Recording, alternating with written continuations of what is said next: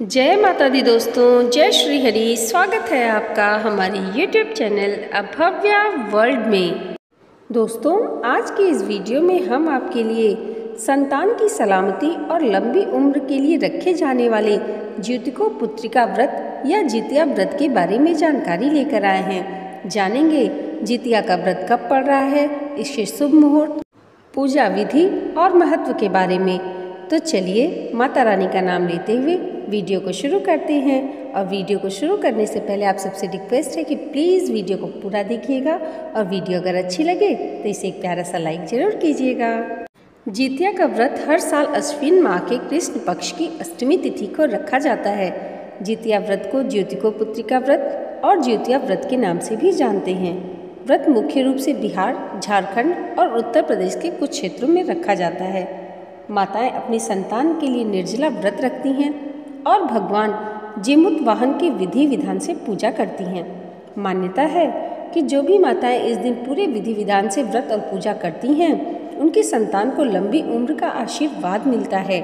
इसके अलावा निसंतान माताओं को जल्द ही संतान की प्राप्ति होती है। पंचांग के अनुसार जितिया का व्रत हर साल अश्विन माह के कृष्ण पक्ष की अष्टमी तिथि को रखा जाता है।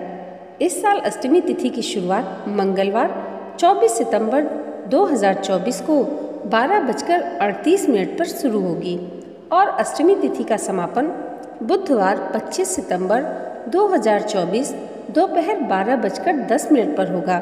उदया तिथि को आधार मानते हुए जितिया या ज्योतिको पुत्रिका व्रत 25 सितंबर दिन बुधवार को रखा जाएगा।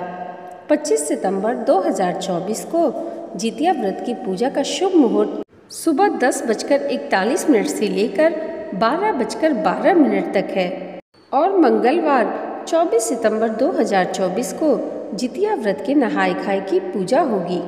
दोस्तों, आपने जान लिया ज्योतिको पुत्रिका व्रत कब रखा जाएगा और पूजा का शुभ मुहूर्त क्या है। आइए अब जान लेते हैं जितिया व्रत की पूजा विधि। जितिया व्रत के दिन सुबह उठकर स्नान आदि कार्य करने के बाद सूर्य देव की पूजा करनी चाहिए। इसके बाद घर के मंदिर में एक चौकी रखें, उस पर लाल रंग का कपड़ा बिछाएं। उसके बाद कपड़े के ऊपर थाली रखें। थाली में सूर्य नारायण की मूर्ति को स्थापित करें और उन्हें दूध से स्नान कराएं। भगवान को दीपक और धूप अर्पित करें। उसके बाद भोग लगाकर आरती करें। इसके बाद मिट्टी या गाय के गोबर से सियार व चील की मूर्ति बनाएं। कुसा से बनी जीमूत वाहन की प्रतिमा की पूजा करें। उन्हें धूप, दीप, फूल और चावल अर्पित करें और फिर जितिया व्रत की कथा सुनें। दोस्तों, पूजा की विधि के बाद आइए सुनते हैं जितिया व्रत की चील सियार की कथा। जितिया की कथा के अनुसार एक बार एक चील और एक मादा लोमड़ी नर्मदा नदी के पास हिमालय के जंगल में रहते थे। दोनों ने कुछ महिलाओं को पूजा करते और उपवास करते देखा और खुद भी इसे करने की कामना की। उपवास के दौरान लोमड़ी को बहुत भूख लग गई और वह जाकर चुपके से मरे हुए जानवर को खा लिया। दूसरी ओर चील ने पूरे समर्पण के साथ व्रत का पालन किया और उसे पूरा किया। अगले जन्म में दोनों ने मनुष्य रूप में जन्म लिया। चील के कई पुत्र हुए और वह सभी जीवित रहे, लेकिन सियार के पुत्र होकर मर जाते थे। इससे बदले की भावना से उसने चील के बच्चे को कई बार मारने का प्रयास किया, लेकिन वह सफल नहीं हो गई। बाद में चील ने सियार को अपने पूर्व जन्म के जितिया व्रत के बारे में बताया। इस व्रत से सियार ने भी संतान सुख प्राप्त किया।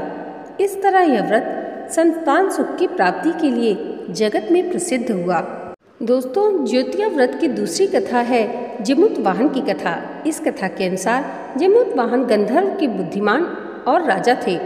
जीमूत वाहन शासक बनने से संतुष्ट नहीं थे और परिणाम स्वरूप उन्होंने अपने भाइयों को अपने राज्य की सभी जिम्मेदारियां दी और अपने पिता की सेवा के लिए जंगल चले गए। एक दिन जंगल में भटकते हुए उन्हें एक बुढ़िया विलाप करती हुई दिखी। उन्होंने बुढ़िया से रोने का कारण पूछा।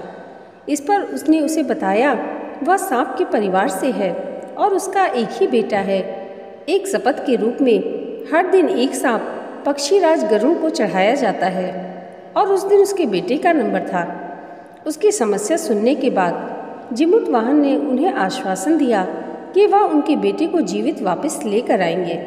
तब वह खुद गरुड़ का चारा बनने का विचार कर चट्टान पर लेट जाते हैं।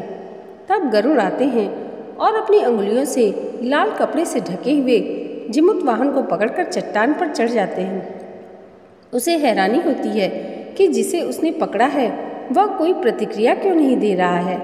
जब वह जिमुतवाहन से उनके बारे में पूछता है तब गरुड़ जिमुतवाहन की वीरता और परोपकार से प्रसन्न होकर सांपों से कोई और बलिदान नहीं लेने का वादा करता है। मान्यता है कि तभी से ही संतान की लंबी उम्र और कल्याण के लिए जितिया व्रत किया जाने लगा। दोस्तों, कहते हैं जितिया का व्रत बहुत ही लाभकारी और महत्वपूर्ण माना जाता है। इस व्रत को महिलाएं अपने संतान की लंबी उम्र और उसकी मंगल कामना के लिए करती हैं। ऐसी मान्यता है कि इस व्रत को करने से साधक के सभी प्रकार से कष्ट दूर हो जाते हैं। इस दिन व्रत करने के साथ जो माताएं पूजा के दौरान व्रत कथा पढ़ती और सुनती हैं उन्हें कभी भी संतान वियोग नहीं सहना पड़ता। तो दोस्तों, आज की ये वीडियो आपको कैसी लगी हमें कमेंट करके ज़रूर बताइएगा। और आपको ज्योतिको पुत्र का व्रत से जुड़ी और भी कोई जानकारी चाहिए तो आप कमेंट करके पूछ सकते हैं। और प्लीज़ वीडियो को लाइक और हमारे चैनल पर पहली बार आए हैं तो सब्सक्राइब करना मत भूलिएगा। माता रानी की कृपा आप सबके जीवन पर सदैव ऐसे ही बनी रहे, इसी मंगल कामना के साथ मिलते हैं अगले वीडियो में। तब तक के लिए जय माता दी, जय श्री हरि।